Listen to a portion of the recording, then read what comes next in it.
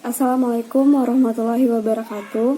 Perkenalkan, nama saya Elsie Mariani, NIM 18060007. Saya adalah mahasiswi Fakultas Ekonomi Universitas Negeri Padang, jurusan Ilmu Ekonomi. Kali ini saya akan membuat video untuk mata kuliah praktek kewirausahaan dengan Bapak pengampunya, Bapak Hari Setiaputra, SE MSI. Dalam video ini kita akan membahas beberapa materi, yaitu tentang teori kewirausahaan, unsur-unsur kewirausahaan, ciri serta peran wirausaha, etika berwirausaha, sikap wirausaha, dan jenis-jenis usaha serta profil wirausaha yang sukses. Dalam pembahasan pertama mengenai teori kewirausahaan, ada dua macam teori, yaitu teori neoklasik yang memandang perusahaan sebagai sebuah istilah teknologis di mana manajemen hanya mengetahui biaya dan penerimaan perusahaan dan sekedar melakukan kalkulasi matematis untuk menentukan nilai optimal dan variabel keputusan. Sedangkan di teori kedua ada teori Keynesian entrepreneur yang menyoroti kinerja manusia, keuletannya, keseriusannya, kesungguhannya untuk mandiri dalam berwirausaha sehingga maju atau mundurnya suatu usaha tersebut tergantung pada upaya dan keuletan sang pengusaha. Dalam beberapa sumber lainnya, ada teori-teori lainnya, teori kewirausahaan lainnya.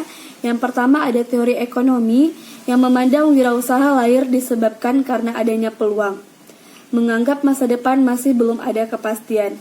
Dan teori kedua yaitu teori sosiologi, lebih membahas tentang asal-usul budaya dan nilai-nilai sosial di suatu masyarakat. Hal ini juga berdampak pada kemampuannya untuk menggapai peluang usahanya dan mengelola usahanya tersebut.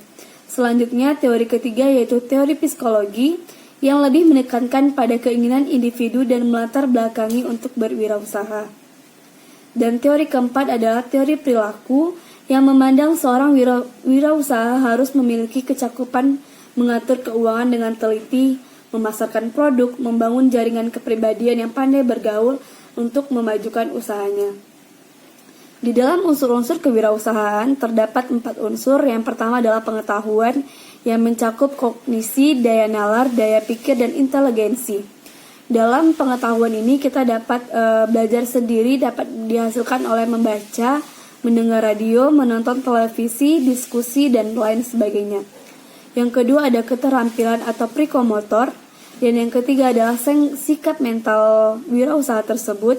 Dan yang keempat adalah kewaspadaan. Adapun ciri-ciri wirausaha yang dapat kita lihat adalah percaya diri. Percaya diri sendiri dapat membuat seorang wirausaha tersebut mencapai keinginannya. Yang kedua, berorientasikan tugas dan hasil, berani mengambil resiko, kepemimpinan, keorisinalan, berorientasi ke masa depan, serta jujur dan tekun. Dan ada beberapa peran wirausaha dalam perekonomian Indonesia. Yang pertama, menciptakan kesempatan kerja.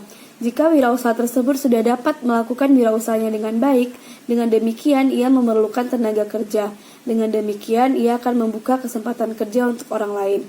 Dan selanjutnya, meningkatkan pertumbuhan ekonomi dan pendapatan nasional. Yang ketiga, mengurangi kesenjangan ekonomi di masyarakat.